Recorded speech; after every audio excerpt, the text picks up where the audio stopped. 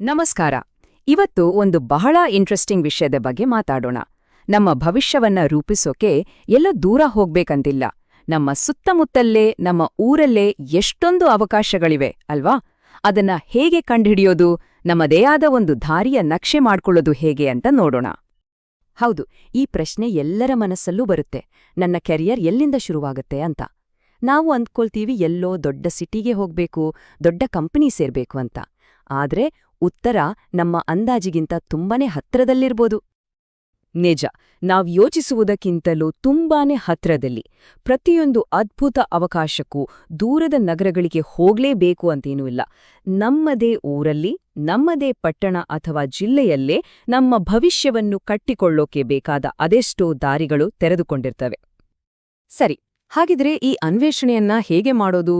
ಬನ್ನಿ ನೋಡೋಣ. ಮೊದಲಿಗೆ ನಮ್ಮ ಸುತ್ತಮುತ್ತ ಇರೋ ಅವಕಾಶಗಳ ಜಗತ್ತನ್ನ ನೋಡೋಣ.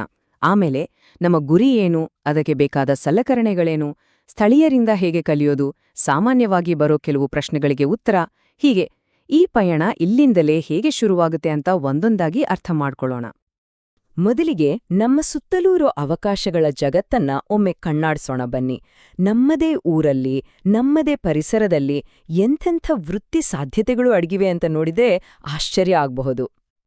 ಒಂದು ಕ್ಷಣ ಯೋಚನೆ ಮಾಡಿ ನೋಡಿ, ಪ್ರತಿದಿನ ಎಷ್ಟೊಂದು ಜನರನ್ನ ನೋಡ್ತೀವಿ. ನಮ್ ಶಾಲೆಯ ಟೀಚರ್ಸ್, ನರ್ಸ್ಗಳು, ಬ್ಯಾಂಕ್ ಸಿಬ್ಬಂದಿ, ಹೊಲದಲ್ಲಿ ದುಡಿಯೋ ರೈತರು, ಅಂಗಡಿ ಮಾಲೀಕರು, ಪೊಲೀಸ್ ಅಧಿಕಾರಿಗಳು, ಈಗೆಲ್ಲ ಟೆಕ್ ಆಪರೇಟರ್ಗಳು ಇದ್ದಾರೆ. ಇವರೆಲ್ಲರೂ ನಮ್ಮ ಸ್ಥಳೀಯ ಆರ್ಥಿಕತೆಗೆ ಆಧಾರ ಸ್ತಂಭ ಇದ್ದಾಗೆ ಅಲ್ವಾ? ಇವು ಬರೀ ಉದ್ಯೋಗಗಳು ಮಾತ್ರ ಅಲ್ಲ, ನಮ್ಮ ಸಮುದಾಯಕ್ಕೆ ಸೇವೆ ಸಲ್ಲಿಸೋ ದೊಡ್ಡ ಅವಕಾಶಗಳು. ಅಷ್ಟೇ ಅಲ್ಲ, ನಮ್ಗೆ ಗೊತ್ತೇ ಇರದ ಇನ್ನೂ ಎಷ್ಟೋ ವೃತ್ತಿಗಳು ನಮ್ಮ ಸುತ್ತಮುತ್ತಲೇ ಇರ್ಬೋದು. ಹಾಗಿದ್ರೆ ನಮ್ಮ ಮಿಷನ್ ಏನು, ನಮ್ಮ ಗುರಿ ಏನು?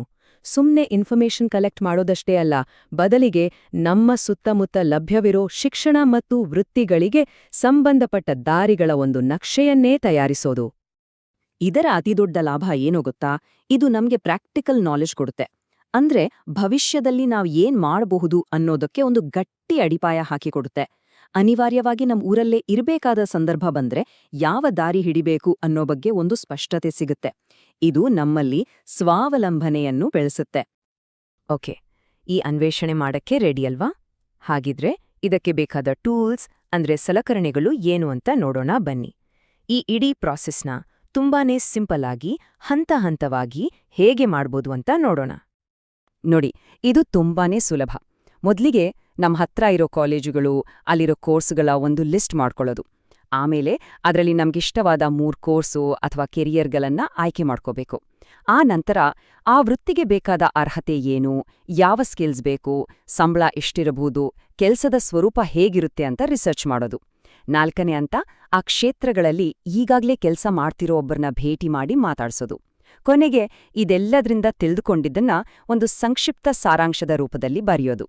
ನೋಡಿ, ಒಂದಕ್ಕೊಂದು ಲಿಂಕ್ ಇರೋದ್ರಿಂದ ನಮ್ಮ ಅನ್ವೇಷಣೆ ತುಂಬಾನೇ ಸಿಸ್ಟಮ್ಯಾಟಿಕ್ ಆಗಿರುತ್ತೆ. ಇಲ್ಲಿವರೆಗೂ ನಾವು ಮಾಡಿದ್ದು ರಿಸರ್ಚ್. ಈಗ ಬರೋಣ ಈ ಪಯಣದ ಅತ್ಯಂತ ಪವರ್ಫುಲ್ ಭಾಗಕ್ಕೆ. ಅದೇನು ಅಂದ್ರೆ, ಈಗಾಗಲೇ ಆಯಾ ವೃತ್ತಿ ಮಾರ್ಗದಲ್ಲಿರೋ ಜನರ ಜೊತೆ ನೇರವಾಗಿ ಮಾತಾಡೋದು. ಹೌದು, ನೋಡಿ, ಪುಸ್ತಕಗಳು, ಇಂಟರ್ನೆಟ್ ಇವೆಲ್ಲ ನಮ್ಗೆ ಮಾಹಿತಿ ಕೊಡಬಹುದು. ಆದ್ರೆ ಆ ಕ್ಷೇತ್ರದಲ್ಲಿ ಈಗಾಗಲೇ ಅನುಭವ ಇರೋರು ಹೇಳೋ ಮಾತುಗಳೇ ಬೇರೆ. ಅವರ ಮಾತುಗಳಲ್ಲಿ ನಮ್ಗೆ ಆ ಕೆಲ್ಸದ ನಿಜವಾದ ಚಿತ್ರಣ ಸಿಗುತ್ತೆ. ಅವರ ಅನುಭವದಿಂದ ಕಲಿಯೋದಿದೆಯಲ್ಲ, ಅದು ನಿಜಕ್ಕೂ ಅಮೂಲ್ಯ. ಅವರ ಹತ್ರ ಏನು ಕೇಳೋದು ಅಂತ ಯೋಚನೆ ಮಾಡಬೇಡಿ. ಮಾತು ಶುರು ಮಾಡೋಕೆ ಈ ಸಿಂಪಲ್ ಪ್ರಶ್ನೆಗಳು ಸಾಕು. ನೀವು ಏನ್ ಓದಿದ್ದೀರಿ? ಎಲ್ಲಿ ಕೆಲಸ ಮಾಡ್ತಿದ್ದೀರಾ? ನಿಮ್ಮ ಕೆಲಸದಲ್ಲಿ ನಿಮ್ಗೆ ಖುಷಿ ಕೊಡುವ ವಿಷಯ ಯಾವುದು ಅಂತ. ನೋಡಿ, ಈ ಪ್ರಶ್ನೆಗಳು ಯಾವುದೇ ಮುಜುಗರವಿಲ್ಲದೆ ಮಾತುಕತೆ ಶುರು ಮಾಡೋಕೆ ಹೆಲ್ಪ್ ಮಾಡುತ್ತೆ. ಅವರು ಹೇಳೋದನ್ನ ಪ್ರಾಮಾಣಿಕವಾಗಿ ಗಮನವಿಟ್ಟು ಕೇಳಿ, ಬರೆದಿಟ್ಕೊಳ್ಳಿ ಅಷ್ಟೇ. ಇಲ್ಲಿ ಒಂದು ಮುಖ್ಯವಾದ ವಿಷಯ ನೆನಪಿನಲ್ಲಿಡಬೇಕು. ಈ ಪ್ರಶ್ನೆಗಳಿಗೆ ಉತ್ತರ ಕಂಡುಹಿಡಿಯೋಕೆ 1 ತಿಂಗಳು ಸಮಯ ಇದೆ. ಹಾಗಂಟ ಇದೇನು ಪರೀಕ್ಷೆ ಅಲ್ಲ, ಯಾವುದೇ ಒತ್ತಡ ಬೇಡ.